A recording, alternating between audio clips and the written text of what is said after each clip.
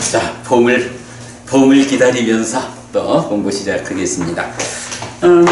나는 불교를 믿는다. 뭐 저자직강 이렇게 공부하고 있는데요. 그래도 책의 부피로 보면 어느새 이제 절반은 조금 넘어갔어요. 그러니까 사실은 이제 우리가 이 책을 시작하기 전에 예비 과정도 좀 있었고, 그래도 또 빠지지 않고 공부를 진행해 왔는데 1년 몇 개월 지났습니다. 그래도 이제 절반 넘어갔고, 아마도 이제 남아있는 절반은 훨씬 시간이 좀 적게 소요되지 않을까 하는 생각은 좀 들어요. 그 중에 이제 지난주부터 우리가 이 책의 제1부에 속한 제4장, 그러니까 불법승 3보 가운데 이제 승보, 제자들, 상가에 대한 공부를 시작했죠. 자, 그래서 이제 지난주 보면 승이라는 말은 이제 상가의 한역이다. 그런데 원래는 비쿠 상가, 비쿠니 상가, 출가자의 두 상가만이 있는데, 이 책은 의도하는 것이 불법승 3보에 대한 바른 암, 이러면서 무엇보다도 제가 제자의 신행에 대한 바른 안내를 목적으로 하기 때문에 원래 상가라고 하는 이 말은 출가자의 그룹 이래 되는 거지만 좀 의미를 확장해서 그냥 부처님의 제자들 해서 비구, 비구니, 우바세, 우바이 이렇게 사부 대중에 대한 이야기로 책을 편집했다라는 거 말씀드렸고요. 그러면서 일단 책은 전체적으로 이렇게 출가 제자와 제가 제자에 대한 각각의 공부를 필요로 하는데, 또 보니까 출가 제가를 구분하기 이전에 그저 부처님 제자라면 누구나 라고 공통되게 적용되는 가르침들이 있더라 라는 거죠. 그래서 이제 제4장 중에 제1절은 공통, 성스러운 제자, 네, 출가 제가를 막론하고 공통된 제자들에 대한 이야기. 자, 그러면서 첫 번째로 230쪽이 있죠? 230쪽에서 우리 쇠기경 제가 소개해 드렸어요. 부처님께서 설하신 가르침이 있는데, 세월이 지나다 보면 이 가르침에 후대의 사람들이 하나씩 덧씌우는 일이 일어나가지고 나중에는 온통 덧씌운 것들만 보이게 될 때가 있을 것이다. 아나카라는 북이 있는데 뭐 그렇게 부처님 비유를 냈죠. 그래서 신이 짓고 아름다운 문자와 표현을 가진 시, 외도의 제자들에 의해 말해진 가르침들이 설해질 때 열심히 들으려고 하지 말고, 그 의미를 확실히 알으려고 하지 말고, 열애에 의해서 말해진 심오하고 심오한 의미를 가진 세상을 넘어선 그리고 공에 연결된 가르침이 설해질 때 마음을 확고히 해가지고 잘 듣고 배워 알고자 하는 이런 마음을 내라, 이렇게 공부해라 라고 부처님 말씀하시는 게 쇠기경이죠. 그래서 이득여 법문이 우리 지난주 요 쇠기경과 관련해서 제가 대표적으로 요런 예를 좀 들었죠. 우리가 부처님을 뒤따라서 어디를 가려고 하는 것이냐, 물론 과정도 있지만 그 완성 자리는 열반, 일체의 괴로움이 소멸한 완전한 행복의 그 자리, 열반을 가려는 거잖아요. 근데 부처님은 열반이 어떤 것이다 라고 말씀을 하셔요. 무상이 가라앉아가지고, 무상 때문에 생겨나는 괴로움이 가라앉아가지고 행복한, 그러나 무아라는 성질은 동일한. 그래서 삼법인에서 재행무상, 재행계고, 재범무아라고 해서 행들도 무아고 열반도 무아다. 그런데 행들은 무아라는 토대 위에서 무상과 고의 성질을 가지고, 행 아닌 것, 이제 여기서 행이라는 것은 색수상행식 오온을 포괄하는 거죠. 중생들의 영역에 있는 것. 여기서 벗어나 실현되는 열반은 무아라는 근본 위에서 무상고가 해소된 락의 성질을 갖는다. 이렇게. 그래서 열반 이러면 무엇입니까? 어떤 자리입니까? 라고 하면 락과 무아라고 이렇게 선언이 된다고. 이게 부처님이 말하는 열반이고, 우리가 이 공부를 통해서 진정 가고자 하는 자리는 바로 락 무아인 열반이거든. 거기까지 가는 과정에 뭐 그런 자리가 뭐 단박 실현되는 건 아니니까, 그래도 그 가는 과정에서 목표가 정확하기 때문에 거기로 한 걸음씩만 나아가도 갈수록 괴로움은 줄어들고 행복은 늘어나는 삶을 살게 되고, 그러다가 살아서 그 자리에 닿지 못하면 죽어서는 하늘에 태어나고 이래 되는 거잖아. 이게 불교 신자들이 부처님을 뒤따라가고자 하는 목적점이라고. 그런데 이제 후대에 뭐 대승열반경 이제 이런 경이 생겨나면서 거기서는 열반사덕이라고 해서, 열반은 상락아정의 4가지 덕성이 있다 이렇게 말하는데, 사실은 상락아정이라는 것은 우리가 전도경에서 말하는 전도된 상심견해 해서 상락아정의 전도됨이잖아. 그리고 전도되지 않은 것이 무상고 무아 부정의 상심견해. 이래가지고 상락아정이라는 것은 어쨌거나 전도된, 존재하는 것들에 대한 잘못된 시각이라고. 다른 시각은 무상고 무아 부정인데, 이 무상고 무아 부정 중에 무상고라는 요 부분은 뭐야? 요거는 행들의 성질이고, 무아라는 것은 열반까지도 포함하는 성질이고, 이렇게 되는 거잖아. 그런데 대승열반경에서 그 열반을 두고 상락아정이다 이래 말하는 것은 사실은 부처님 입장에서는 있을 수가 없는 거예요. 열반이란 그 자리는 락이고 무아인 딱 그거예요. 상락아정이라고 하는 거는 그런 성질을 가지는 건 세상에 없어. 세상 사람들이 바로 삼법인 연기 이런 사실을 보지 못해가지고 전도되는 관점을 갖는 거거든. 그런데 어떻게 그 전도된 거꾸로 선 자리를 열반이라고 말을 하면, 이제 우리가, 그러니까 부처님이 우리 보고 따라와라 내가 열반을 실현했다 라고 알려주는 거기하고는 전혀 엉뚱한 자리를 세워가지고, 아 부처님 말씀하시는 열반 말고 다른 열반이 있어 라면서 거기로 가자라고 이끄는 게 대승열반경이 말하는 열반사덕 이거잖아. 이게 뭐야? 우리 목적점을 바꿔버리면 그 과정은 아무리 가도 열심히 가도 가는 그 길은 부처님이 이끄는 길로 가는 거하고 다르다고? 이런 부분이 뭐냐 하면 쇠기경에서 말하는, 세월이 지나다 보면 그저 덕지 이렇게 한 겹씩 덮어 씌우다 보면 나중에는 원 모습은 보이지 않는 상태가 된다. 그러니 그런 일이 생기지 않도록 부처님이 설하신 이 가르침을 공부하겠다라고, 이렇게 공부해야 한다라고 부처님 말씀하시는 거죠. 지난주 우리 그 쇠기경 잘 공부했고요.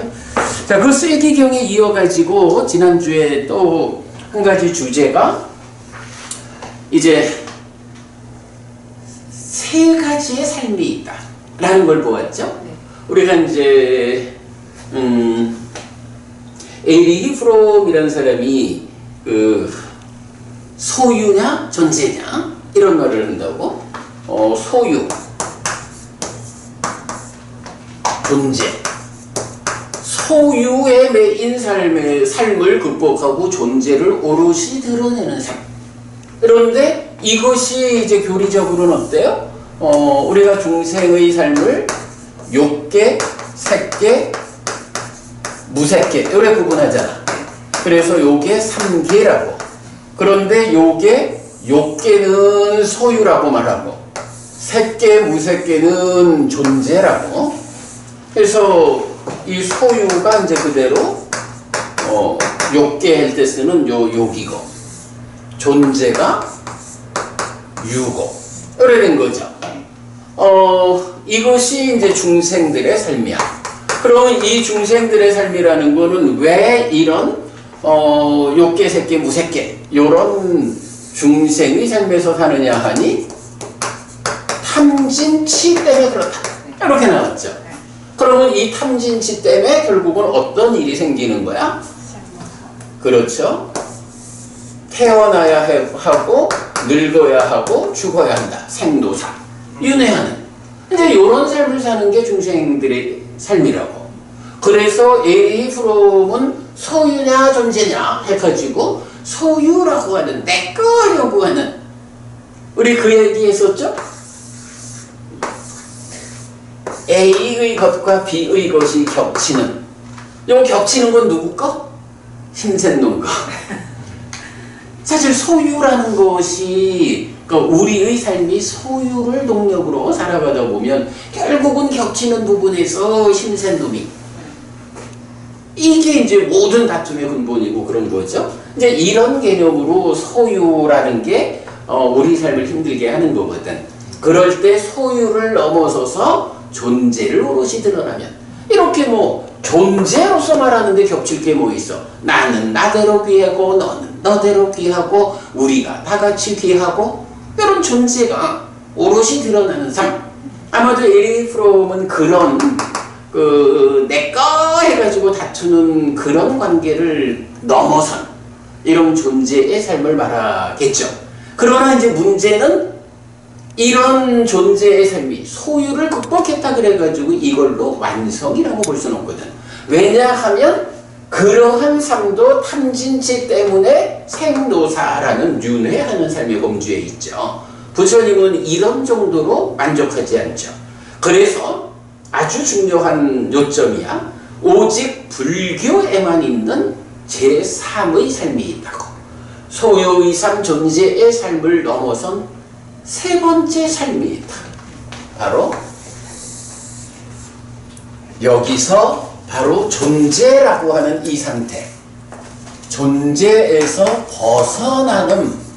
벗어남이라는 관점에서 해탈된 삶이 나오는 거죠. 그리고 이런 벗어남이라고 하는 것은 이제 좀 전에 말했지만 사실 그대로 삶을 볼 수 있어야 되죠. 그 사실이라고 하는 게 뭐죠? 무상고무와 이래 되는 거죠. 그리고 요렇게 보는 것을 여실직양 이렇게 말하죠. 그리고 요런 상태, 요렇게 여실직양하는 요런 벗어남의 영역에 들어온 요때부터를 불교에서는 성자라는 말을 쓰면서 그 성자가 예류자가 있고 일례자가 있고 불함자가 있고 그리고 해탈된 삶이 완성되면 아라한. 그리고 요 예류자, 일례자, 불함자까지는 아직까지 공부할 게 남았어. 공부할 게 있어. 이래가지고 유학이라는 표현을 쓴 거죠. 그리고 아라한이 되면 이제 공부를 완성했으니까 더 이상 공부할 게 없어. 이 참 무학 이러면은 배운 게 하나도 없는 사람인가? 아니야. 무학. 네, 요런 부분 우리가 이제 지난주 소유의 삶, 존재의 삶, 해탈된 삶. 그래서 이제 그 뭐 표도 나오고 있고 이제 한 장 넘기면 그 표가 있죠. 자, 그리고 이제 이렇게 유학과 무학을 합해서 성자 이렇게 이제 성스러운 사람 표현을 하죠. 그리고 여기서 유학, 학이라는 말이 들어간 이유는 뭐예요? 불교 공부의 본연의 자리는 어디냐? 바로 벗어남의 과정이 불교의 본연의 공부 자리다. 불교밖에 없어. 불교 말고는 이 공부를 이끄는 데가 없어. 그러니까 이렇게 소유를 넘어서서 존재로, 존재에서도 이렇게 단계적으로 올라가는, 이것도 물론 훌륭한 공부죠. 그러나 그거는 불교에만 있는 건 아니에요. 다른 종교에서도 소유를 넘어서서 존재에 오를 수 있고, 존재에서도 초선제, 이선제에 올라갈 수 있다고. 어떤 스승이냐에 따라서 단계가 정해지겠죠. 그런데 모든 스승들이 최선의 삶을 이끈다 해도 이 벗어남에 의한 해탈된 삶은 오직 부처님에 의해서, 부처님의 깨달음에 의해서만 실현된 거죠. 그래서 오직 불교에만 있다. 달리 말하면 여기에만 있다. 이렇게 말하는 거거든. 요 개념 일단 지난주에 뭐 요만큼 대략 설명을 좀 해드렸죠. 자, 231쪽 보겠습니다.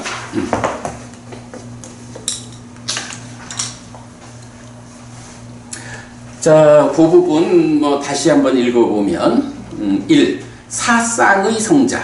자, 사쌍이라는 거 뭔가요? 예류자, 일레자, 불환자, 아라한, 이런 사쌍이죠. 안 붙들으니까요. 네세 모음의 241번 사문경이란 경입니다. 무명에 덮이고 애에 묶여 옮겨가고 윤회하는 중생들의 삶의 영역은 욕계, 색계, 무색계의 3계 또는 소유의 3, 욕, 존재의 3, 유, 색 더하기 무색으로 구성됩니다. 그러나 그리고 불교만이 제시하는 또 하나의 삶의 형태가 있는데 소유를 극복한 존재의 삶에서도 벗어난 해탈된 삶입니다. 중생의 삶, 즉 존재에게서 무명을 벗겨내고 애를 끊음으로써 더 이상 옮겨가지 않고 윤회하지 않게 된 아라한의 완성된 삶입니다. 뒷장 그림 참고하고요. 이때 해탈된 삶으로 나아가는 영역, 즉 존재로부터의 벗어남의 과정에 들어서면 성자, 아리야라고 불리는데 예류자, 일레자, 불환자이고 아라한으로 완성됩니다. 그래서 성자는 예류자, 일레자, 불환자, 아라한의 사쌍으로 구성됩니다. 또한 각각을 과정과 성취로 구분하기도 하는데 예류자가 되는 과정에 있는 자, 예류도와 예류자를 성취한 자, 예류과, 일레자가 되는 과정에 있는 자, 일레도와 일레자를 성취한 자, 일레과, 불환자가 되는 과정에 있는 자, 불환도와 불환자를 성취한 자, 불환과, 아라한이 되는 과정에 있는 자, 아라한도와 아라한을 성취한 자, 아라한과의 8배입니다. 사쌍 8배라는 말을 많이 하죠. 그리고 여기서 이제 뭐 예류도, 예류과, 일레도, 일레과 이래 할 때 요 도라는 말은 중국에서 번역할 때 그 향으로 번역하기도 해요. 그래서 일레도 요 말은 일레향이라고도 번역이 되고 뭐 예류도 예류향 마찬가지죠. 향으로도 번역이 된다. 그래서 성자는 보통 사쌍팔배라고 불리는데 이분들이 세존의 제자들로 구성되는 상가의 중심이고 정체성입니다. 그리고 사쌍팔배의 성자는 오직 8정도가 있는 여기 불교에만 있습니다. 해탈된 삶의 구현을 위한 유일한 길이기 때문입니다.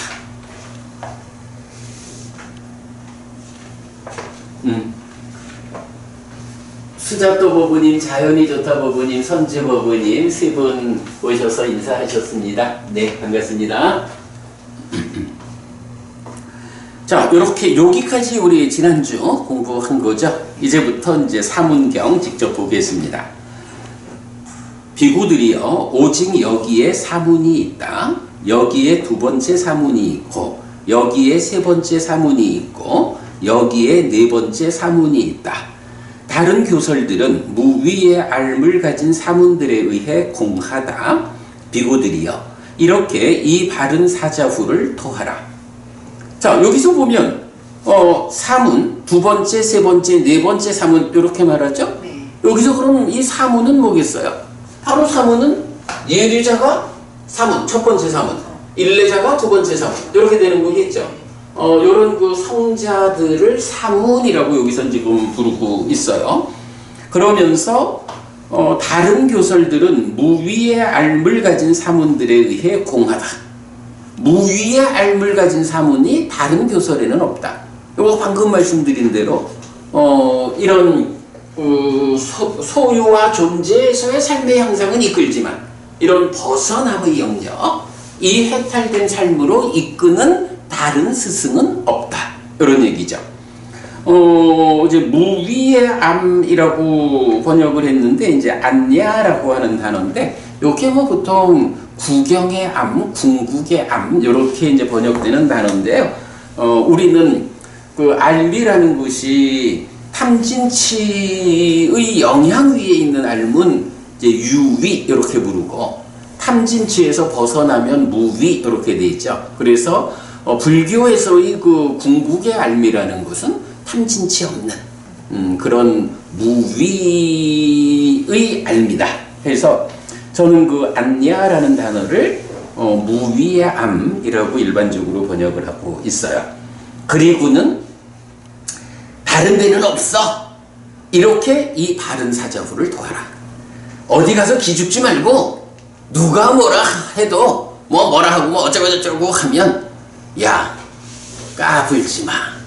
암만 그래봐야 너네한테는 이렇게 존재의 문제 탐진치 때문에 생노사라는 윤회하는 삶에서 벗어나서 해탈된 삶을 실현하는 그런 방법은 너네한테는 없어. 오직 우리한테만 있어. 라고 사자후를 토하라는 게 뭐예요? 커다랗게 말하라는 거거든. 자신있게 말해라. 책임은 내가 진다. 부처님, 책임은 내가 진다. 너희들은 가서 말해라. 이런 의미가 이렇게 이 바른 사자후를 토하라. 그런 거죠. 그래서 이제 제가 요 벗어남의 영역이 불교 본연의 공부자리다. 불교밖에 없다. 그렇게 말하는 거죠. 자, 그리고는 이제부터는 이제 이 사상의 성자들에 대해서 설명을 해요. 비구들이여 그러면 어떤 자가 첫 번째 사문인가? 비구들이여 여기 비구는 세 가지 족쇄가 완전히 부서졌기 때문에 흐름에 든 자, 예류자여서 떨어지지 않는 자, 확실한 자, 깨달음을 겨냥한 자이다. 비구들이여 이것이 첫 번째 사문이다. 자, 흐름에 든 자라고 해서 이제 솥답받나라고 나오는데 예류자라고 번역이 됐죠. 그래서 예류자가 첫 번째 사문이다.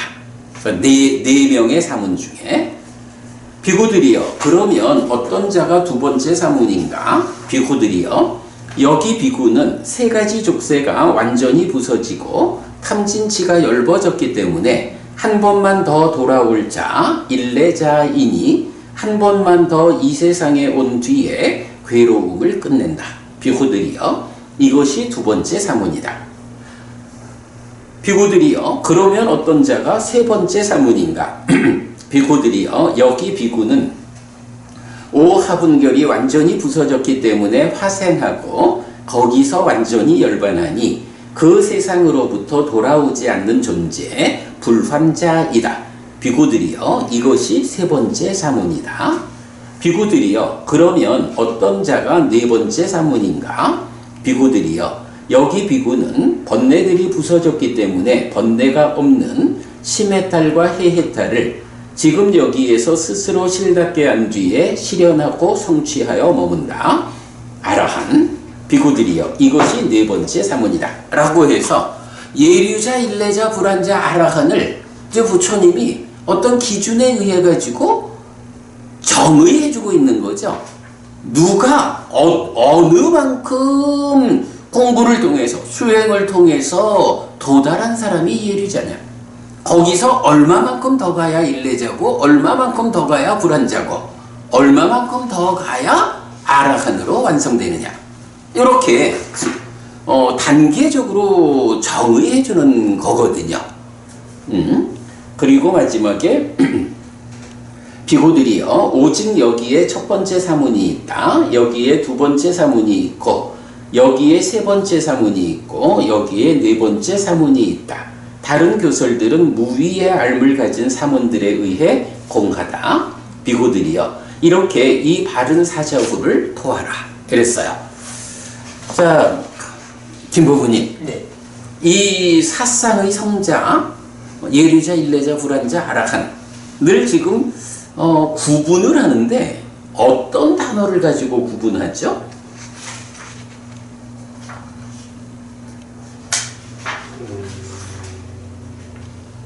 예류자가 뭐라고 나와? 그래, 족쇄 중에 세 가지 족쇄가 완전히 부서졌다 이렇게 나오죠. 일례자는 어떻게 돼? 세 가지 족쇄가 완전히 부서진 그 위에 탐진치가 열버졌다 이렇게 나오지. 불환자는 가면 어때?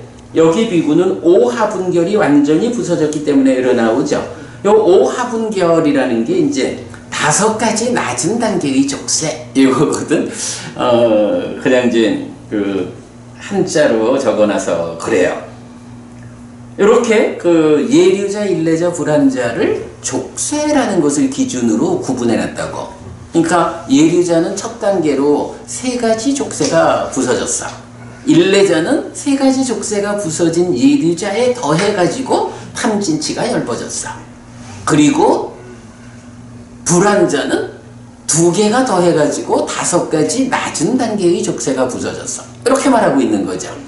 그리고는 이제 아라한은 족쇄 이후의 완성의 단계, 말하자면 모든 족쇄가 다 부서졌다 하는 것을 번뇌가 부서졌기 때문에 이렇게 표현하고 있는 거죠. 그러면 이런 사상의 성자를 알려면 첫 번째로 우리가 알아야 할 게 뭔가? 족쇄가 무엇인지를 알아야 되겠지. 그죠? 자, 오늘 드린 교재 있어요. 오늘 드린 교재예요.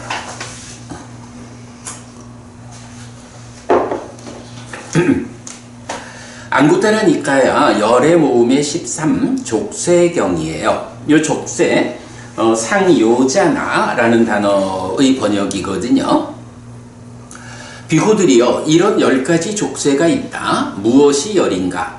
5가지 낮은 단계의 족쇄 오하분결, 요거 불환자에서 나온 거죠. 그리고 5가지 높은 단계의 족쇄 오상분결이다. 무엇이 5가지 낮은 단계의 족쇄인가? 유심견, 의심, 계금치, 소유의 관심, 진애이다.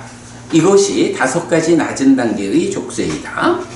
무엇이 5가지 높은 단계의 족쇄인가? 색탐, 무색탐, 자기화, 들뜸, 무명이다. 이것이 5가지 높은 단계의 족쇄이다. 비고들이여, 이러한 10가지 족쇄가 있다. 이렇게 말해요. 족쇄라는 게 일단 10가지가 있는 거야. 그거를 5가지씩 나눠가지고 높은 거, 낮은 거 이렇게 말했어요.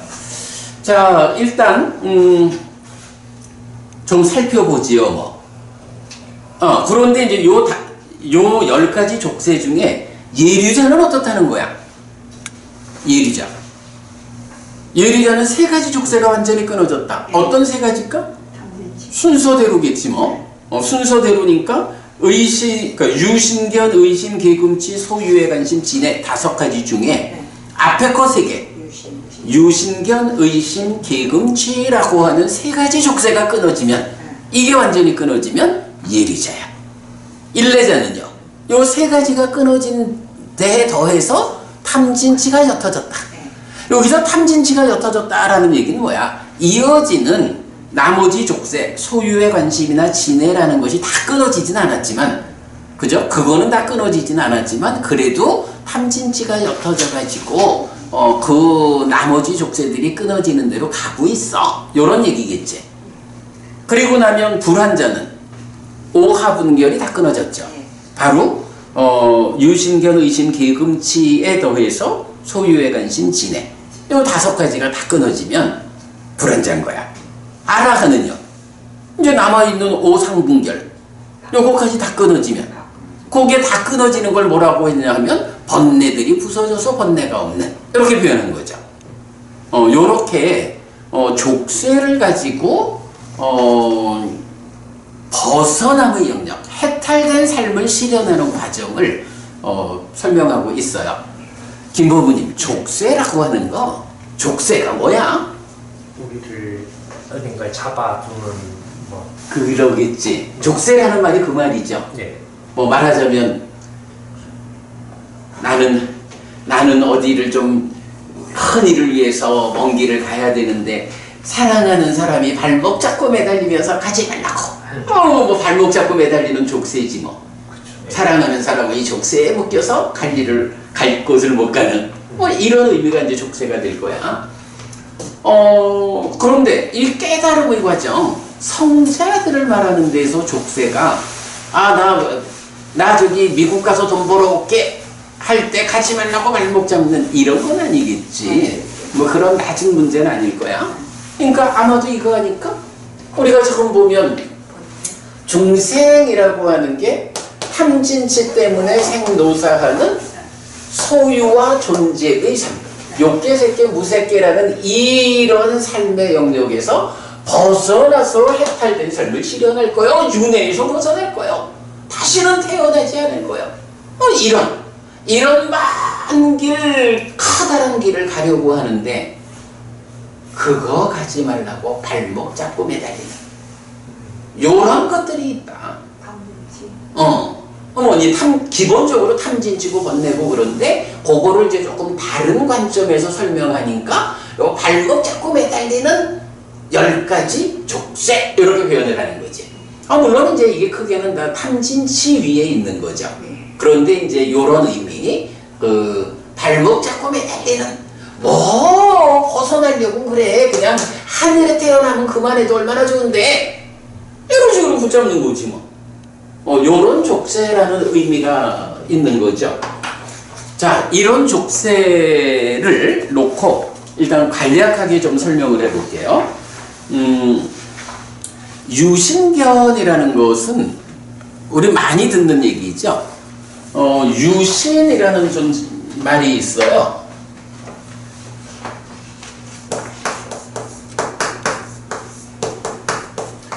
유신이라는 것은 오취온이다라고 정의되거든. 색수상행식 오온에 대해서 이것이 나의 것이다, 이것이 나다, 이것이 나의 자아다 라고 붙잡는. 그래가지고 사실은 색수상행식 오온이라는 거는 그냥 지난 삶의 과정이 쌓여있는 무더기에 불과하거든.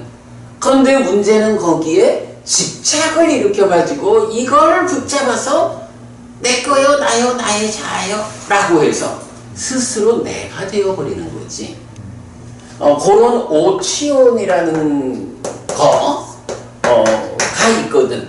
그런데 여기서 이제 유신견이라고 하면 어떤 의미가 되냐 하면 우리가 지금 말하듯이 유신이라는 거, 그게 우리가 집착을 떨쳐내지 못해서 그렇지 사실은 지난 삶의 과정이 누적되어 있는 색수상행식 오온 이것을 내가 붙잡아가지고 중생이라는 존재가 되어 있는 거예요. 이렇게 바르게 보면 그래도 삶의 과정에서 그래 그렇게 붙잡는 집착을 내려놓는 삶을 통해서 내가 해탈된 삶을 실현하자 이렇게 갈 수가 있잖아. 그런데 사람들에 따라서는 그렇게 보지를 않죠. 이런 나라고 하는 이 존재를 놓고 이것 아드머니 변치 않는 존재 내 안에 아드머니 있어 뭐 이러면서 바로 아까 말했던 상나가정이라는 성질을 가지는 이런 식으로 보게 되면 어떻게 돼요? 오치온인 유신에 대해서 바르게 봐야 한 걸음을 가도 해탈된 삶으로 나아갈 텐데 잘못 보는 순간 그리 못 가잖아.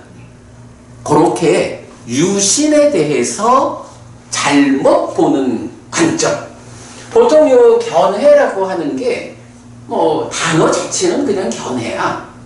그런데 우리가 그 12연기도 보면 뭐 행이든 시기든 명색이든 이 모든 것들이 그 자체의 의미잖아. 근데 그게 근본에 뭐가 있어? 무명을 조건으로 하는 거잖아. 이런 식으로 그 중생들의 삶에 관련한 이야기는 이렇게 그 번뇌의 영향을 받는 무명 위에 있는 것, 12연기라고 하는 게 그런 거거든. 그래서 유신견 이럴 때 유신에 대한 견해 이렇게만 단지 말하는 거지만 그것이 의미하는 것은 유신에 대한 중생의 견해, 번뇌의 영향 위에 있는 견해, 이런 의미가 돼요. 그래서 유신견이라는 거는 나에 대해서 잘못된 관점을 갖는 거야. 부처님 가르침대로 오온이라는 것이 그저 지난 삶의 과정이 쌓여있는 무더기에 불과해. 요거에 대해서 집착해서 내가 되어서 살아가지 않아야 돼. 요런 다른 관점에서 내가 되지 않는 무아로 무아적인 삶을 실현하는 이제 요렇게 방향을 가야 되는데 견해가 잘못되면 못 간다고. 그러니까 이렇게 아드만이요 요런 견해를 버릴 수 있어야, 그죠? 이걸 버릴 수 있어야 이제 깨달음으로 갈 거 아니야. 바로 그 유신에 대한 잘못된 관점, 전도된 관점, 그 유신견이라는 게 어디 가니 하고 발목 잡고 매달리는 첫 번째 거야. 그지? 내가 내 스스로 나를 그렇게 정의하고 있는데 어떻게 내가 향상할 거야? 요 개념이거든.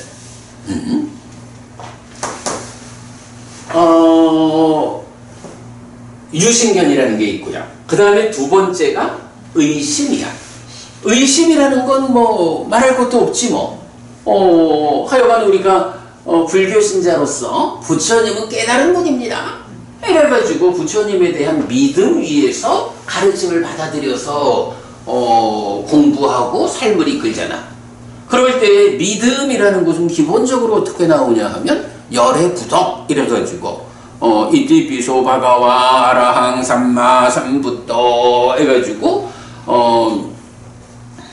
세존은 아라한이고 정등각이고 명행적이고 내지 불세존이다. 이런 9가지 덕성으로 부처님을 볼 수 있어야 우리 부처님은 이런 분이요. 이렇게 완전한 깨달음을 성취한 분이요.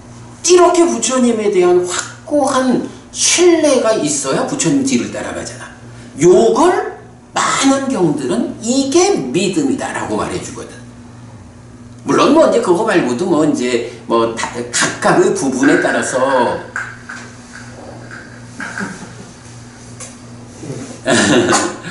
각각의 뭐 그 부분에 따라서 또 이제 세세한 믿음을 말할 수 있지만 토괄에서는 이게 믿음이죠.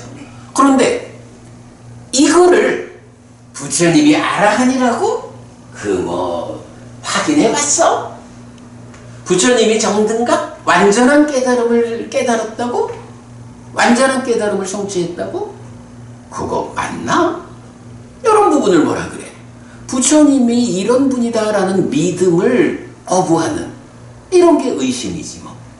그러면 김법부님, 부처님을 믿지 않는데 부처님 길을 따라갈 수 있나? 그게 안 되잖아. 그지? 나라고 하는 삶에 대해서 잘못 보는 유신견도 이거 생기면 발목 잡혀 못 가는 거야. 스승께서, 부처님께서 이끄는 해탈된 삶으로 가는 그 길, 거기에 대해서 부처님은 정등각이에요. 부처님은 스스로 아라한을 성취한 분이요. 이런 확실한 믿음 없이 못 가는 거잖아.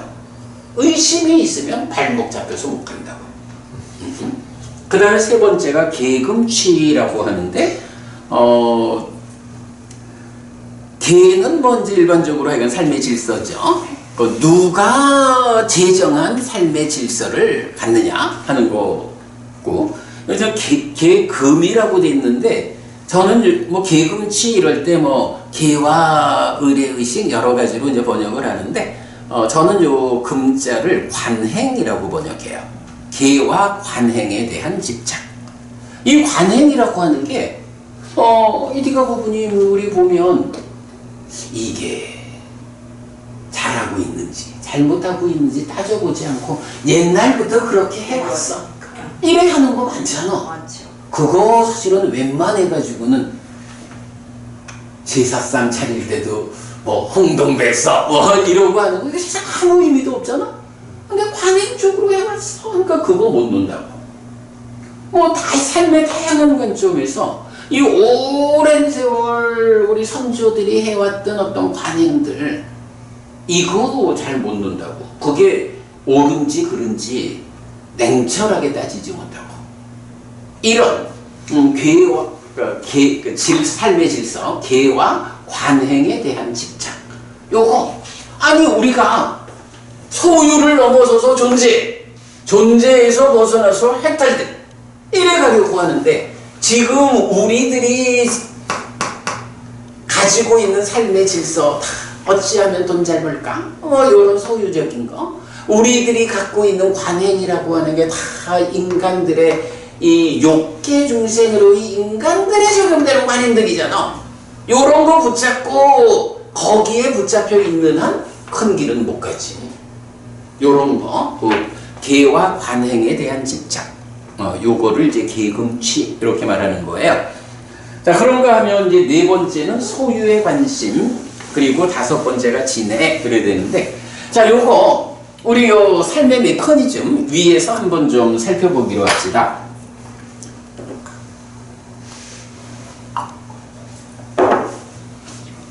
삶의 메커니즘이 뭐 그대로 12연기에 그려놓은 거잖아요. 뭐 이게 뭐 저기 많이 공부가 필요한 거니까 오늘 뭐 부부님들이 이거를 다 제가 이걸 설명하려는 건 아니고 그냥 이 10가지 족쇄라는 것이 대략 다 이런 삶의 메커니즘 위에 즉 우리 사는 이야기 위에서 어떤 부분에 문제가 있으면 그것에 발목 잡혀서 못 가나 요렇게 삶 위에서 자리 잡는 것이 10가지 족쇄다. 요것만 그냥 제가 보여드리려고 그러니까 메커니즘을 이해하는 건 공부가 많이 필요해. 이건 뭐 지금 뭐 다 말할 수 없어. 자 그래서 이제 일단 보면 유신견 이랬거든. 견해라는 거 어딨어? 우리가 이제 제가 우리 전도경에서 아까도 말했지만 상락아정의 전도된 상심견해 무상고 무아부정의 전도되지 않은 상심견해 이렇게 말하잖아. 상이라는 거, 심이라는 거, 견해라는 거 요 딱가라고 하는 가래가 생겨나는 과정에 있다고. 이럴 때 상락아정이라는 전도된 상은 번뇌라 부르고 전도된 상이 이제 참여하는 거. 그래서 상심 견해 이렇게 되는데 요 견해에서 일단 부처님 생각으로는 유신이라고 하는 거는 그런 거요 라고 바로 봐야 돼. 바른 견해를 가져야 돼.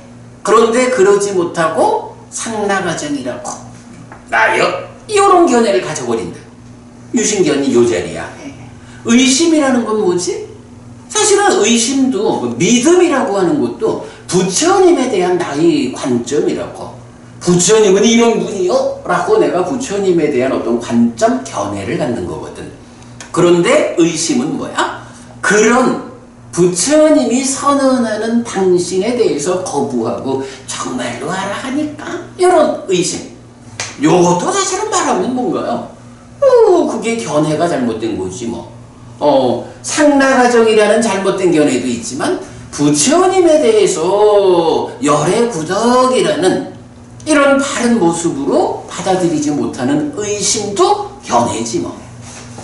견해라고 보면 되죠.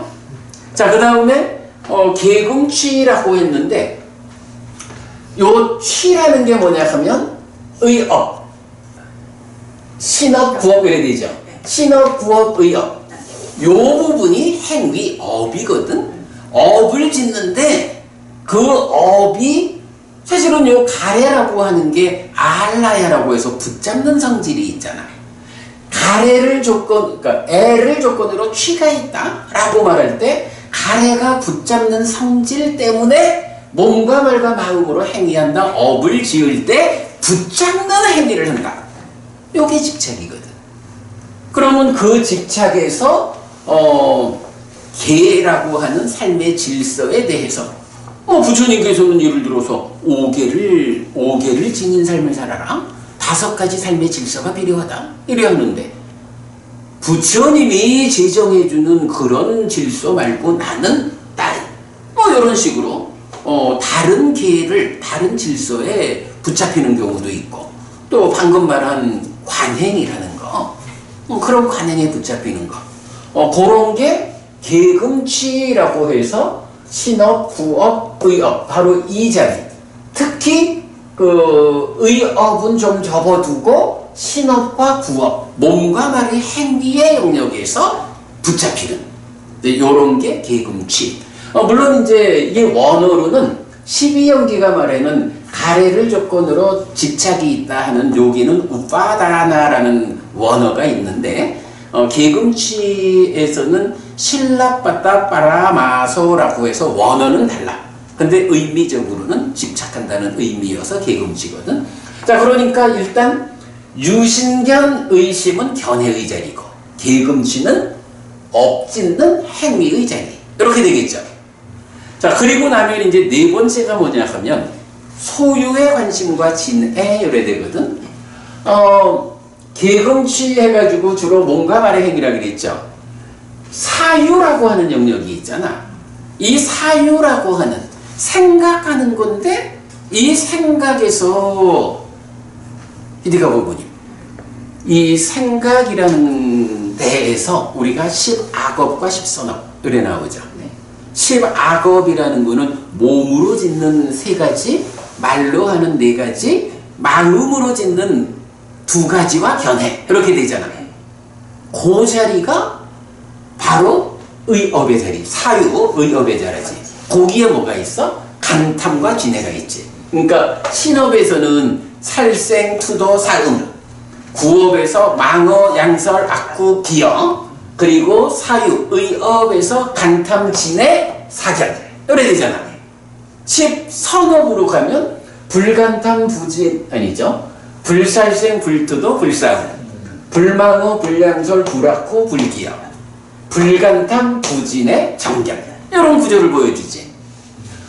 그래서 요 사유의 자리에 간탐과 진해라는 게 있어. 그런데 요 간탐이라고 하는 요거를 이제 또 경은 뭐라고 말하냐 하면 탐이라는 것이 있는데 탐의 머리가 간탐이다. 탐이 삶의 과정에서 확장되어 나오면 간탐이 된다. 간탐이라는 게 뭐야? 남의 것도 내 거일 거야. 요거 간탐이거든. 그래서 이제 요 간탐하고 진해라는 것은 진이 확장되어 올라오면 다 죽어버려라! 이제 요런 게 우리 저기 마치마니까의 41번 살라의 장자경에 보면 요 10악업 10선업 정확하게 정의되어 있죠. 그렇게 이제 보면 요 사유의 자리에 간탐과 진해가 있는데 요 중에 우리가 이 삶의 메커니즘 보면 김법우님 산다라는 게 질문이 잘 성립을 안 하네. 간단히 말하면 산다라는 게 2가지 측면 아니야? 하나는 보고 하는 거, 인식하는 거지.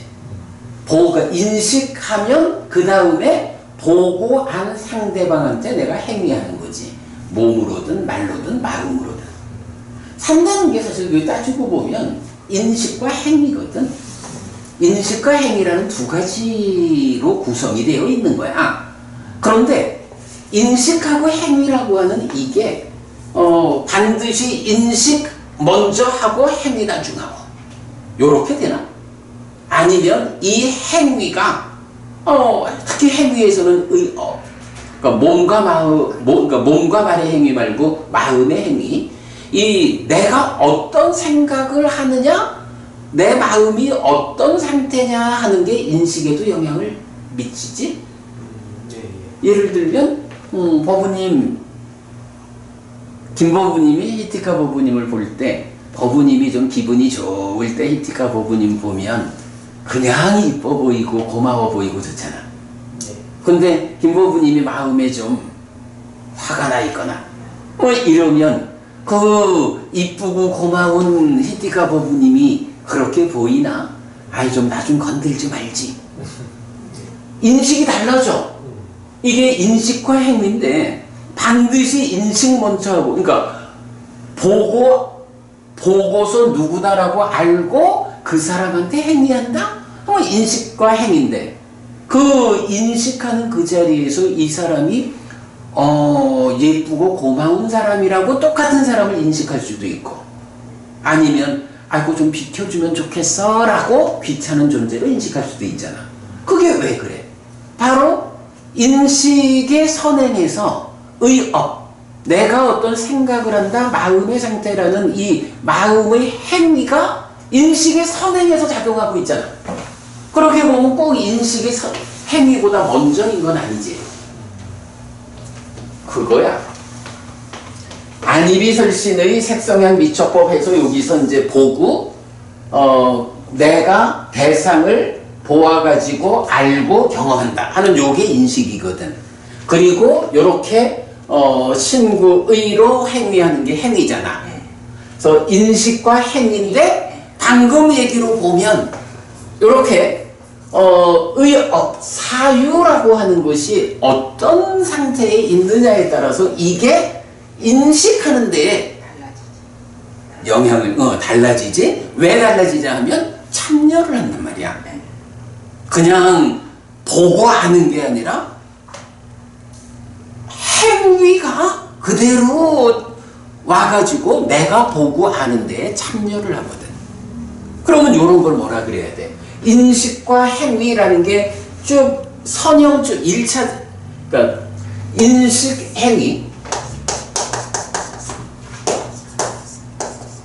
선형적으로 가기만 하는 게 아니라 행위가 되돌아와서 인식에 참여를 하는 거지.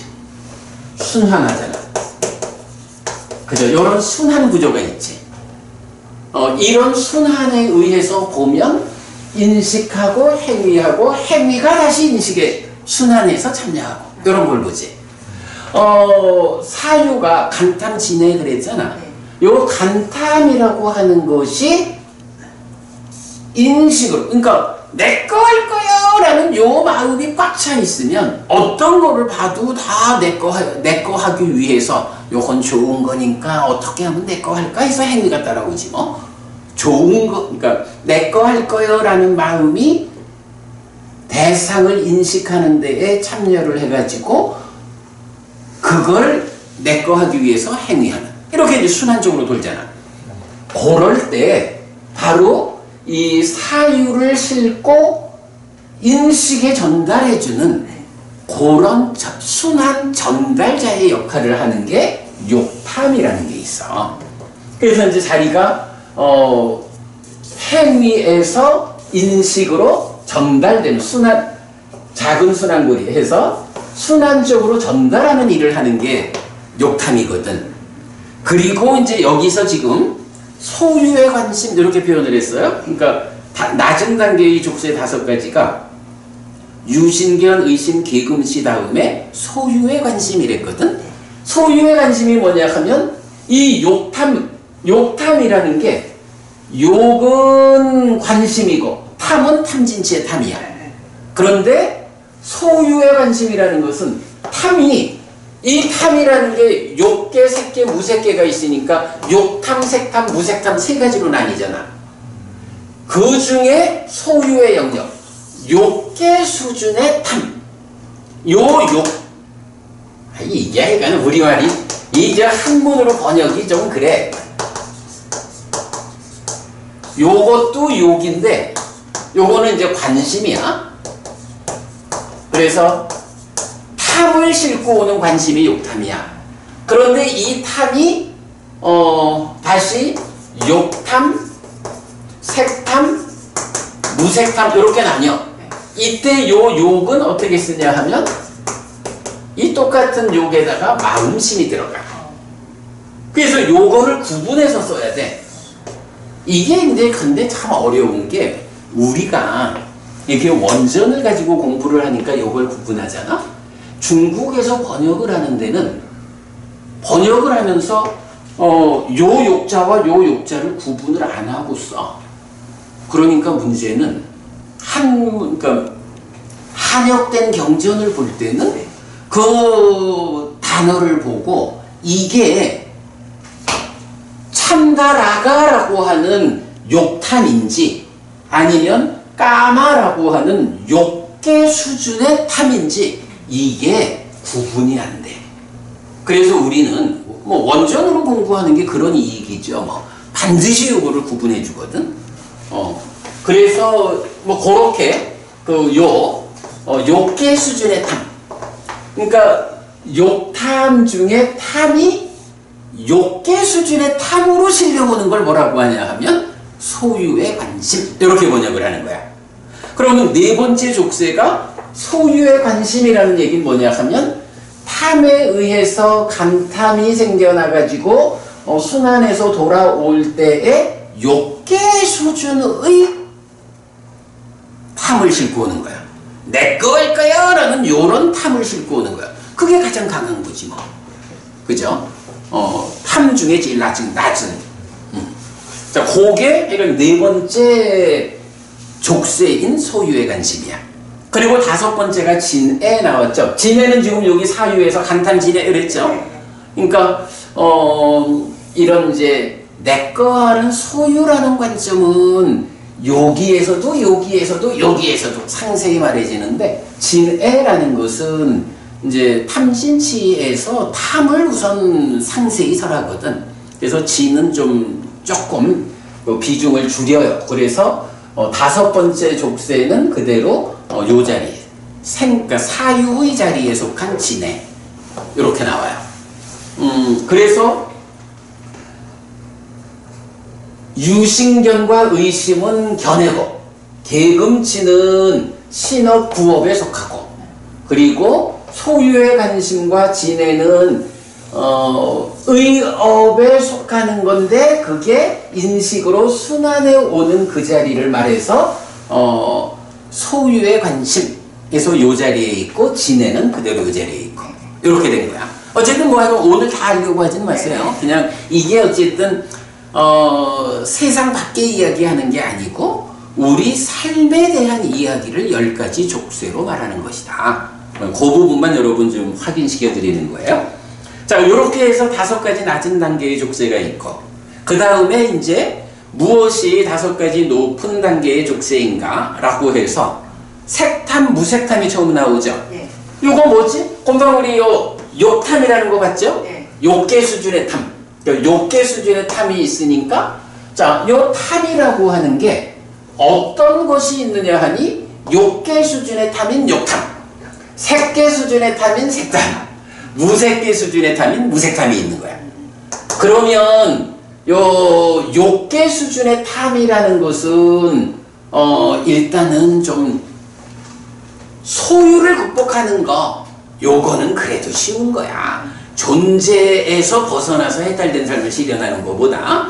그러니까 탐 가운데서도 이 소유의 영역에 있는 욕탐이라고 하는 거는 나를 붙잡는 족쇄로서 겉으로 보기엔 엄청 강력한 것 같지만 그래도 끝까지 나를 붙잡는 거는 더 높은 색계 하늘이 얼마나 행복해? 무색계 하늘이 얼마나 행복해? 그러니까 아니 욕계 세상에서 인간으로 살아가라는 거를 떨쳐내는 게 쉽겠어. 색계의 높은 신으로 무색계의 더 높은 신으로 살면서 그 행복하고 오래 사는 그 삶에 대해서 떨쳐내는 게 더 쉽겠어. 당연히 낮은 욕심이 낮은 탐을 떨쳐내는 게 쉽잖아. 네. 그러니까 그거는 낮은 단계의 5가지 족쇄에 들어가고 좀 더 높은 색계 무색계에 해당하는 색탐 무색탐은 이제 오상분별 해서 높은 단계의 족쇄에 들어가는 거야. 자, 그래서 요 바로 탐의 자리에 욕탐, 색탐, 무색탐, 그 중에 색탐, 무색탐이 6번째, 7번째 족쇄야. 자리가 그렇게 정해졌고요. 자, 그 다음에 이제 자기화라는 게 있어.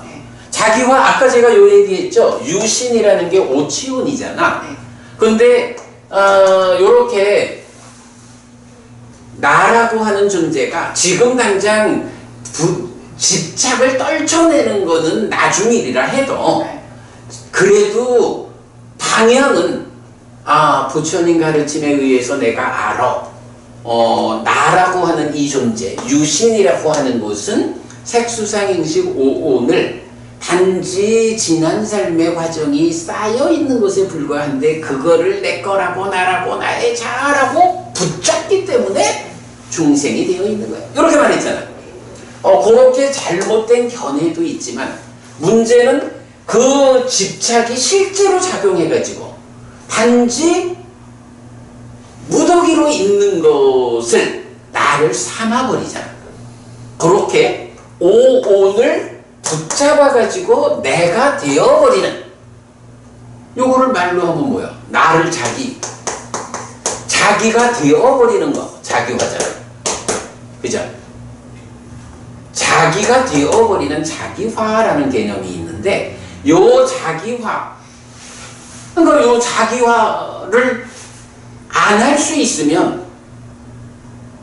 나라고 하는 잘못된 존재 상태에 대한 모든 걸 떨쳐내고 깨닫는 거지. 요 자기화라는 것이 또 높은 단계의 족쇄야. 그러니까 색탐, 무색탐보다도 더 앞에서 작용하는 강하게 발목 잡는 내 거여, 나여, 나의 자아여 라고 붙잡는 요런 현상. 그게 어디냐 하면 욕탐이 아까 보는데 참 예쁘고 고마운 요런 마음 상태로 인식할 수도 있지만 좀 나 좀 귀찮게 하지 말지라고 다르게 인식하는, 그때에 다 뭐가 있는 거야. 김보부님, 내가 김아무개요 라고 하는 이 내가 먼저 서 있고 히티카 보부님을 보겠지. 히티카 보부님이 보부님 자신보다 먼저 서 있진 않지. 그런 내가 되어버리는 게 이 인식에 참여하는 거기에서 작용을 하고 있다고. 그래서 요 자기화라는 것이 욕탐 이후에 자기화라는 개념이 나타나요. 근데 몰라, 이제 요 자기화가 작용은 여기서 하는데 생기는 건 어디서 생기는지 하는 부분은 아직 잘 모르겠는데, 일단은 하여간 요 자리에서 자기화가 작용을 해. 그러면 여기서 자기화되지 않고 인식할 수 있으면 해탈된 삶이 실현되는 거지. 네. 그런.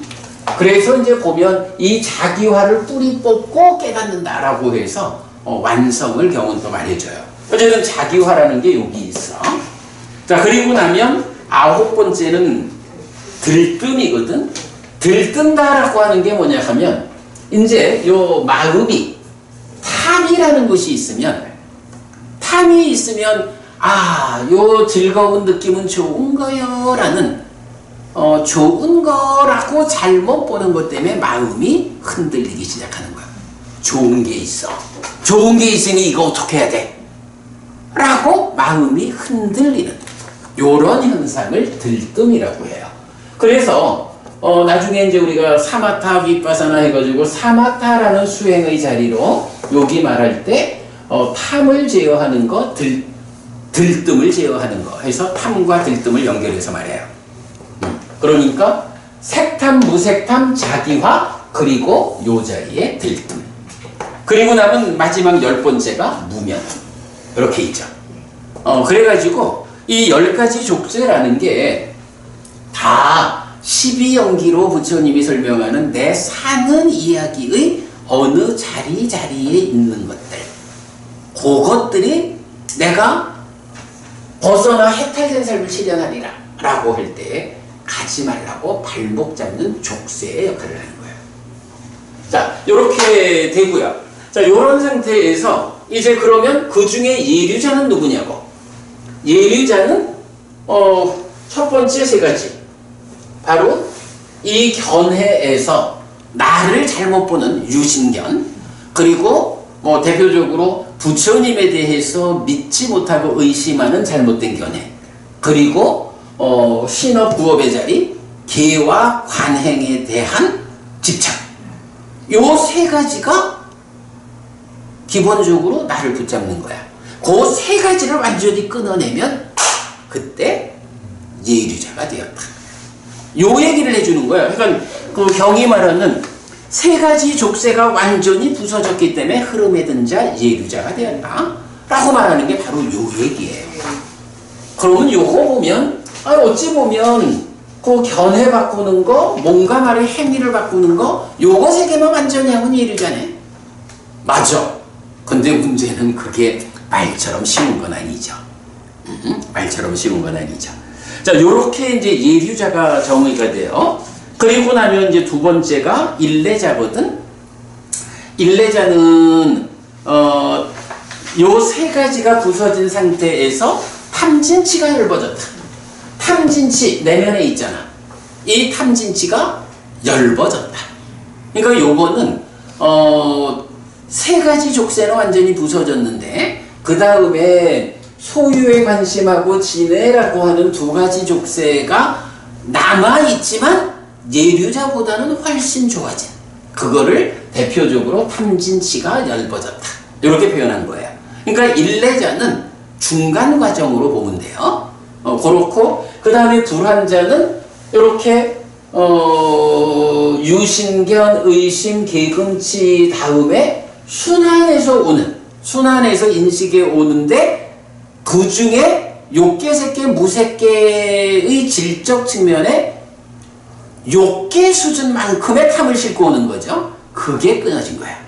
그리고 의업, 사유 가운데서 진해,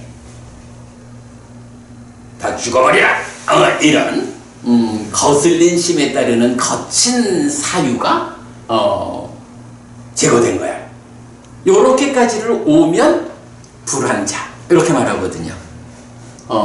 요렇게 이제 불환자가 되고 그 다음에 이제 마지막으로는 남아있는 게 뭐야? 색탐, 무색탐, 자기화, 들뜸, 무명, 요런 높은 단계의 족쇄. 그러니까 요건 아주 굉장히 세밀하고 정말로 끝까지 발목 잡고 있는 요거 다 끊어내면, 그래서 그거를 이제 번뇌가 없다라고 말하는 게 뭐냐 하면 무명도 탐도 자기화도 들뜸도 다 번뇌 때문에 생겨나는 거거든. 번뇌만 없어지면 이것들이 안 생겨나거든.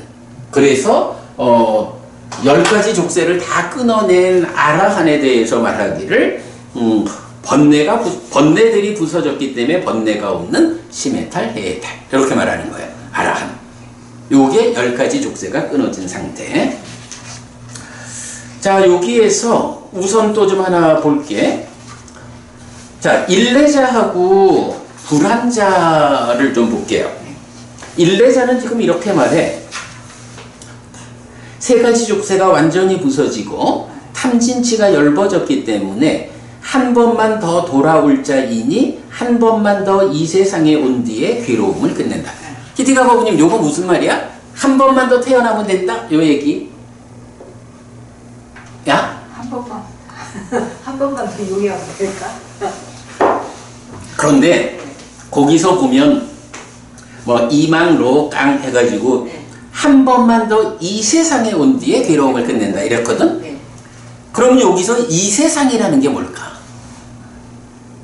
이 세상, 중생들의 세상 요거겠지. 그런데 그렇게 보지 않아야 되는 게 여기 숨어 있어.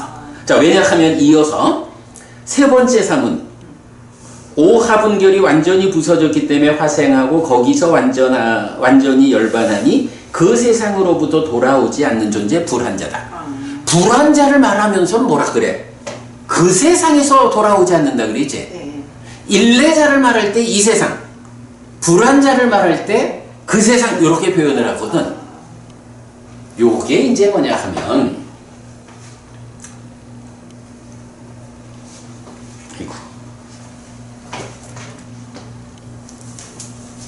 아깝지만 지우고. 네.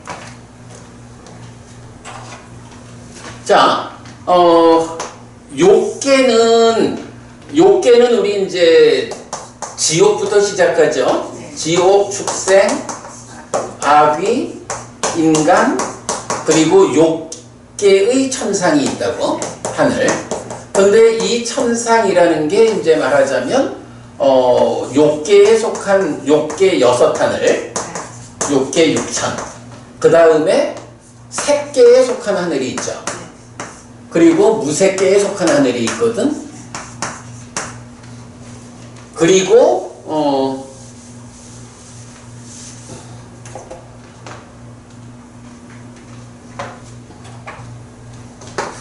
이 전체가 세상이죠.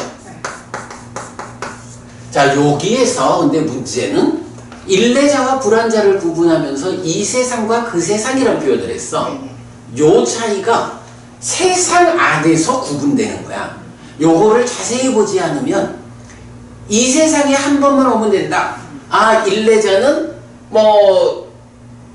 일례자니까 지옥 갈 일은 없겠지만 한 번만 오면 된다 이렇게 생각할 수가 있는데, 여기에 숨어 있는 게 뭐냐 하면 이 색계가 다시 어떻게 나뉘어? 초선의 하늘, 제2선, 제3선, 제4선의 하늘 이렇게 나뉘거든. 그리고 제4선의 하늘이 하나, 둘 하고는 여기에 정거천이라는 하늘이 제일 위에 있어. 그런데 요 정거천이라는 하늘이 특징이 뭐냐 하면 여기는 불환자만 태어나는 곳이야. 요 정거천이라는 하늘의 특징이 불환자만 태어나는 곳이다 라는 것 때문에 지금 불환자를 뭐라고 했냐면 그 세상으로부터 돌아오지 않는다 그랬지. 한 번 이렇게 5가지 낮은 단계의 족쇄를 부수고 불환자를 성취한 상태에서 죽잖아. 그러면 그 사람이 태어나는 자리가 정거천이라는 하늘이야. 그리고 한 번 정거천에 태어난 사람은 그 정거천 안에서 깨달아서 아라한이 되는 거야. 물론 거기도 좀 복잡한 게 있지만 생략하고. 그러면 불환자는 그 세상 정거천에서부터 돌아오지 않아. 그러면 일례자를 말하는 이 세상이랑은 뭐겠어? 바로 정거천이라는 그 세상을 그 세상을 제외한 세상이죠. 그러니까 이 세상 가운데 빼기 정거천, 요런 얘기가 되고. 그런데 이제 문제는 시간이 다 됐네. 좀 이따 보겠지만 그 예류자만 돼도 아기, 축생, 지옥에는 안 가거든. 그러니까 인간이나 하늘, 세상 가운데 삼악도가 빠지니까 인간과 천상에 남는데 이 천상에서 정거천을 제외한. 못 가네. 그래서 정거천에 못 가는 거야. 불환자가 되기 전엔. 그 세상으로 한 번, 그러니까 인간으로 한 번 태어난 다음에 깨달을 만큼의 성취 수준이거나 아니면 정거천을 제외한 하늘에 태어나서 깨달을 수준이거나, 요게 일례자인 거야. 그러니까 일례자가 꼭 한 번 이렇게 말을 하면 안 되는 거야. 요 정거천을 제외한 쪽에 한 번인데 그 사이에 공부를 해서 정거천에 태어날 수가 있는 거야, 불환자로. 그러니까 한 번이 마지막 생은 아니다. 우리가 지금 인간으로 왔으니까 일례자는 되는 겁니까? 아니지. 그 얘기 이어서 봅시다. 자, 일단 이렇게 일례자와 불환자를 이 세상과 그 세상이란 개념으로 구분해 봤어요. 자, 그리고 한 장 앞으로 다시 와서 예류자 볼게. 예류자는 3가지 족쇄가 완전히 부서졌기 때문에 흐름에 든 자, 예류자여서 떨어지지 않는 자, 확실한 자, 깨달음을 겨냥한 자, 이렇게 말했거든. 응? 예? 그러니까 예류자를 특징으로 말하는 게 떨어지지 않는 자, 확실한 자, 깨달음을 겨냥한 자 이랬어요. 시간이 다 돼가니까 요 예류자와 관련해서 제가 오늘 보충 자료 드린 거 요거는 다음 주에 한 번 더 공부할게요.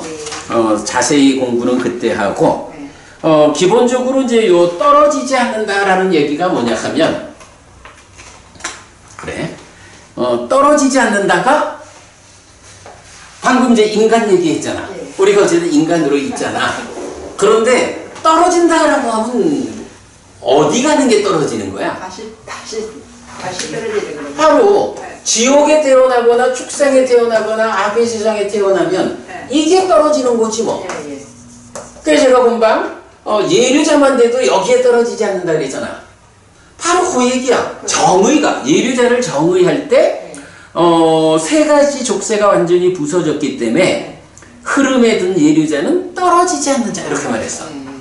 그러면 방금 이디가 부부님 인간이니까 우리가 예류자입니까? 이래 물었잖아. 그거 안 맞아.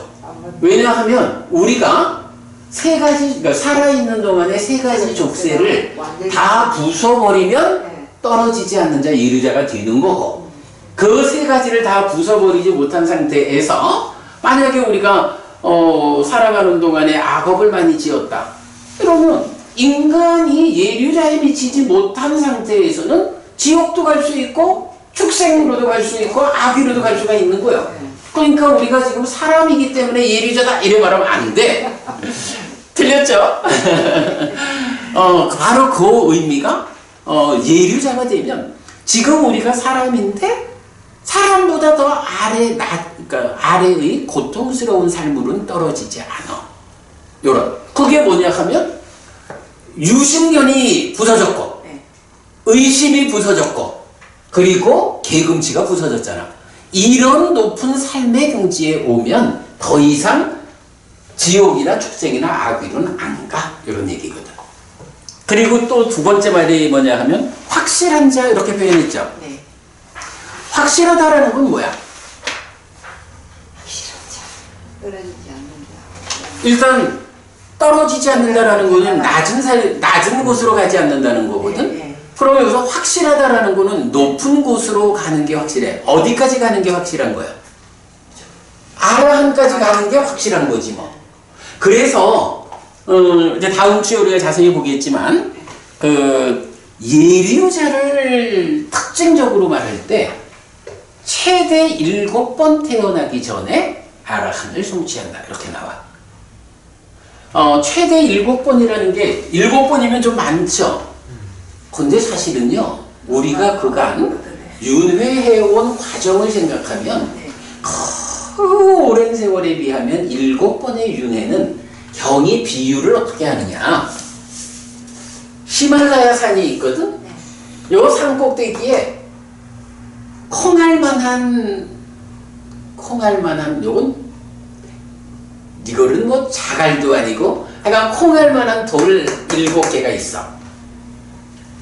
히말라야 산하고 요 콩알만한 돌 7개하고 어떤 게 커? 어떤 게 많아? 비교가 돼 이게? 안 되죠. 최대 7번 남아있다라는 것을 부처님은 이렇게 말을 하는 거야. 그간 윤회해온 세월은 히말라야처럼 크고 많은 거야. 거기에 이제 예류자가 되면 남아있는 게 최대 7번이야. 최대 7번이라는 거는 그러니까 예류자가 됐다가 공부를 더 해가지고 금생에 그대로 아라한이 될 수도 있고 금생에 불환자를 성취해서 정거전에 태어날 수도 있고 금생에 좀 부족하면 뭐 일례자까지 갈 수도 있고 거기까지 못 미친다 해도 예류자만 되면 하여간 7번 이상 돌아오지 않아.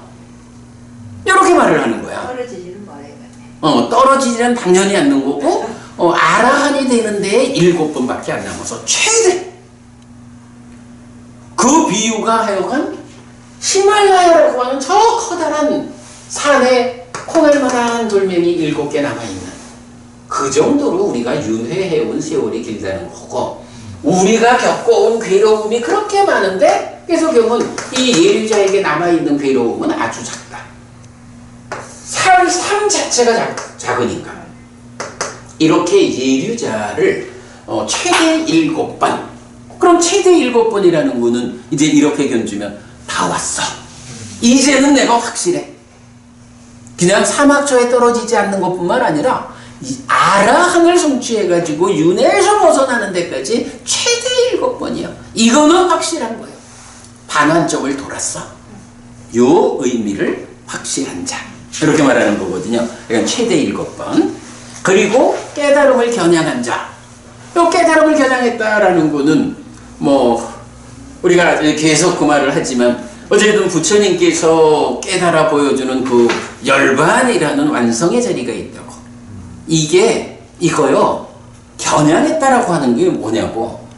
딱 활을 땡겨가지고 놓으면 날아가는 거잖아.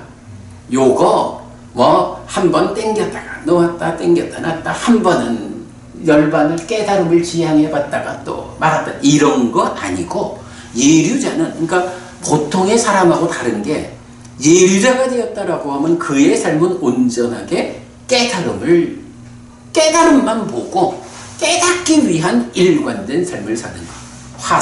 활을 땡긴 거. 깨달음을 겨냥한 자. 이렇게 말하거든. 예류자가 이런 거예요. 이게 벗어남의 영역에 들어간 첫 단계의 성자라고. 거기에서부터 단계적으로 일례자가 되고 불안자가 되고 아라한이 되는 그 과정이 남은 거죠. 자, 그러면 오늘 우리가 사문경이 말하는 사상의 성자에 대해서 사상의 성자가 누구냐? 그걸 알기 위해서 10가지 족쇄를 뭐 하여간 일단 그 메커니즘 위에서 자리 잡아가지고 중요한 건 내 삶의 이야기다 라는 거 설명했고 예류, 일례, 불안자, 아라한까지를 일단 그 의미가 뭐냐 하는 건 정확하게 설명을 했어요. 다음 주에는 참 이 진도를 좀 빨리 가고 싶은데 그래도 이 부분을 빼놓고 가면 안 될 것 같아. 그 오늘 드린 그 예비 자료 가지고요. 다음 주에 요 예류자와 관련한 이야기 조금 더 하도록 하겠습니다. 그러면 네. 그 여기서 말하는 일례자부터는 인간 세상이 아니고 천상에 있다고 하는 존재라고 봐야 되는 겁니다. 아닙니다. 그 일례자까지는 인간이 될 수도 있는 거야. 인간이나 천상. 그러면 천상에 태어난다고 하는 그런 불안자 같은 이런 존재도 천상에서 죽고 태어나고 하는 윤회를 한다고 봐야 돼요. 이제 불안자는 하여간 하늘 중에서도 정거천 이렇게 특정되잖아. 네. 그런데 요 정거천도 또 작은 세분하면 5개의 하늘이 있어. 우리가 이제 보통은 불안자에서 정거천에 태어나면 정거천에 태어난 것이 이제 마지막 삶이다라고 이해하는 경우가 많아. 그런데 이 불안자를 설명하는 데 보면 정거천에 태어났는데도 거기서 깨닫지 못하고 죽을 수가 있어. 뭐 5가지로 나누는데 보면 대부분 이제 정거천에 태어나면 준비가 튼튼하니까 거기서 깨닫거든. 그런데 한 부류가 정거천에서 죽어가지고 정거천의 꼭대기인 색구경천에 태어나는. 그러니까 불안자로 죽어서 정거천에 태어났다고 이게 마지막 생이 아닐 수도 있는 거야. 거기서 죽어서 색구경천에 태어나는 경우가 있어. 천상이라고 하면 아무래도 우리가 사람이 사는 세상은 아닌데 이 무식한 질문을 좀 있지만 부처님 차례될 때 제자들이 아라한이 되었다고 했지 않습니까? 그런 분들은 그런데 저는 천상을 거치지 않고 바로 인간에서 아라한이 됐다고 봐야 되는 거죠. 그렇죠. 그럼요. 그러면 그렇게 안 되는 거치고 가야 할 필요는 중간의 없지. 과정을 거쳐가지고 천상을 그렇죠. 거쳤다가 아라한이 돼야 된다는 그렇죠. 그래서 보면 또 이제 이 테라와다 불교에서 오해되는 것 중에 하나가 그 하늘 세상에 태어나면 사는 일이 너무 행복해가지고 깨달을 수 없으니 깨닫고자 하면 인간으로 태어나야 한다. 이런 주장을 많이들 하거든. 근데 그건 또 사실이 아니야. 경에서 보면 외도들이 자기들 방법으로 아까도 말했지만 이 소유와 존재 이 영역에서는 외도들도 가잖아. 벗어나지 못하지. 그러니까 외도의 방법으로 새끼 무새끼 높은 하늘에 태어난 사람들은 거기에서 하늘의 수명만큼을 살다가 떨어질 수도 있다. 그런데 세존의 제자들, 부처님의 제자들은 인간으로 살면서 공부 수행을 하다가 올라갔는데, 그러니까 바로 벗어나지 못해서 높은 하늘에 태어났잖아. 그러면 거기서 수행을 이어가가지고 그 자리에서 떨어지지 않고 깨닫는다. 이렇게 표현하거든. 그래서 꼭 인간으로 와야만 깨닫는다. 이 말은 안 맞고. 그럼 부처님 제자 아라한은 우리가 눈에 볼 수 없는 천상세계 위에 있는 이미 아라한인데 실제 살다가 죽은 건 우리 지상 인간이 사는 세상에서 죽었지 않습니까? 그러니까 저는 실제 이 말을 왜 하냐면 그 부처님이 뭐 다른 좋은 말씀을 했지만 실질적으로 천상이라든지 지옥이라고 하는 건 실질적으로 좀 제가 믿음이 부족해서 그런지 좀 그런 생각이 든다는 거예요. 그래서 부처님 제자는 사람으로서 아라한이 돼서 사람이 사는 세상에서 자연 살다가 돌아가셨는데 중간 과정에 있는 저런 분들은 또 천상이라는 데서 태어난다고 하니까 뭔가 레벨에 뭔가 오류가 있다라는 생각이 좀 드는 거예요. 그러니까 이제 그 레벨에서 두 가지를 볼 수 있어. 한 가지는 인간으로서 예류자, 일레자, 불안자보다 더 높은 완성된 아라한이 되었잖아. 그러면 이 아라한이 죽었단 말이야. 그러면 아라한에 미치지 못한 예류자, 일레자, 불안자는 뭐 인간으로 올 수도 있지만 하여간 하늘에 태어날 거 아니야 보통. 그러면 아니 그들은 하늘에 태어나는데 아라한은 어떻게 되는 거야? 이런 얘기를 할 수가 있어. 아라한은 몸으로 가지 않는다라고 해서 태어나지 않게 되고 태어나지 않음으로 일체의 괴로움이 소멸한 요 상태를 열반이라고 부르거든. 한 가지 관점으로 보면 돼.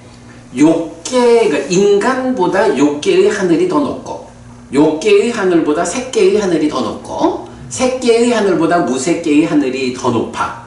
그리고 그 모든 것들 가장 높은 하늘을 말해도 그것과 견줄 수 없는 것이 여기서 벗어나서 실현되는 열반이야. 그러니까 아라한이 인간으로 아라한이 되었다가 죽어서 태어나지 않게 되었어.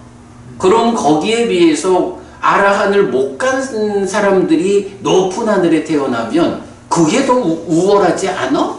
라는 그 부분이 안 맞는 거야. 왜냐하면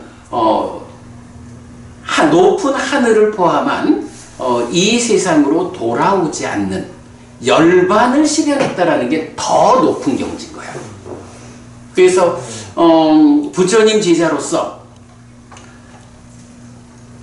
예류자를 성취하지 못한 사람도 하늘에 태어날 수가 있다고, 예류자도 하늘에 태어날 수 있다고, 일레자도 하늘에 태어날 수 있다고, 불안자는 정거천이라는 특정한 하늘에 태어난다고.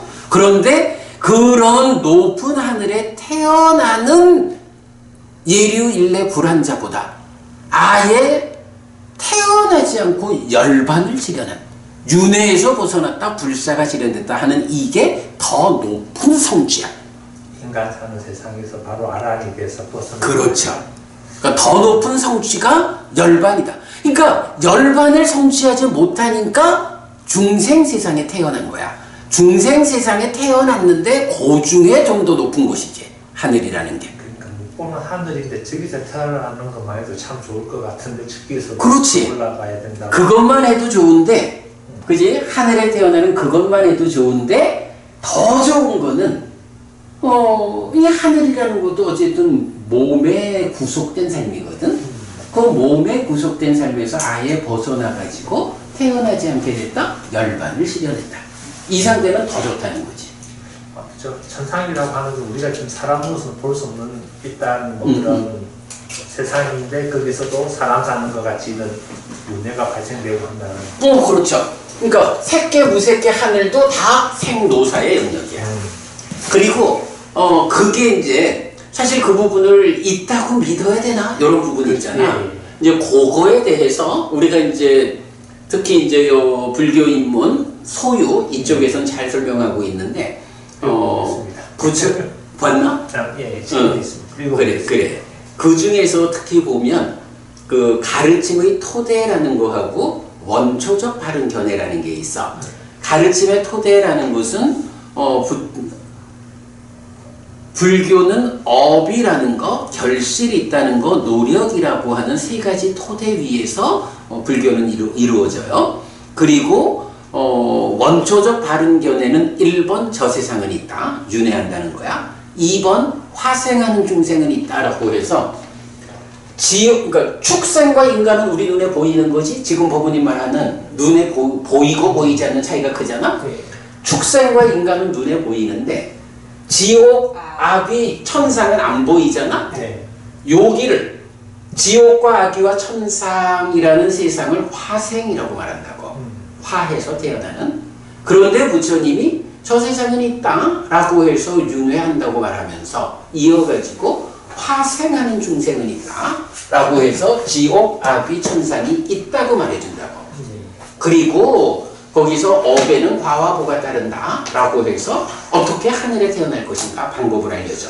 요게 뭐냐 하면 5가지 낮은 단계의 족쇄 중에 의심이라는 거 있잖아. 맞습니다. 그게 그치? 지금 문제인 것 같습니다. 예. 바로 그 의심을 극복해야 하는 게 공부의 힘인 거야. 그런 의심을 갖고 있으면 부처님의 길을 갈 수가 없지.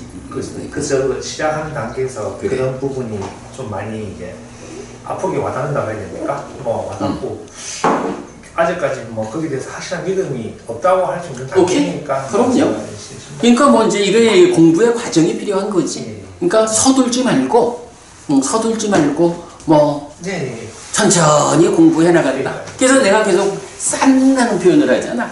공부가 쌓이다 보면 정말로 부처님의 가르침이 빈틈이 없고 전혀 논리적 하자가 없고 사실이다라는 데 대해서 믿음을 일으키게 될 거야. 그때까지는 가봐야 돼. 그걸 이제 극복하지 못하면 공부를 포기하게 되는데 그러면 갈 길이 또 달라지지. 그래, 자 마치죠. 삼마삼부토 바가와 수와카토 바가와타 담모 supatipanno 사와카 상고띠. 세조는 정등각이시다. 세조로부터 법은 잘 설해졌다. 제자들의 상가는 잘 실천한다. 찌랑띠타뚜 로가스밍 삼마삼부타 사사난띠. 정등각의 가르침이 이 세상에 오래도록 머물기를. 이차마항 얀양 야지뚱 양마마하사 디가라땅 히타야 수카야띠. 오랫동안 나에게 이익과 행복을 주는 자선행을 실천하리라. 이당다낭 페다낭 니아띠 살로 히타낭 우파카빠뚜. 이당다낭 페다 니아띠 살로 히타 파리분잔뚜띠. 이 모시가 돌아가신 친지와 혈육들에게 도달하기를. 이 모시를 돌아가신 친지와 혈육들이 사용하기를. 오늘도 우리가 훌륭한 법의 등을 함께 달았습니다. 이 법의 등의 공덕이 오랫동안 여러분들에게 이익과 행복으로 함께 하기를 바랍니다. 또한 오늘의 이 법보시의 공덕이 여러분 생각하시는 그분들에게 도달하고 사용되기를 바랍니다. 수고하셨습니다. 수고하셨습니다.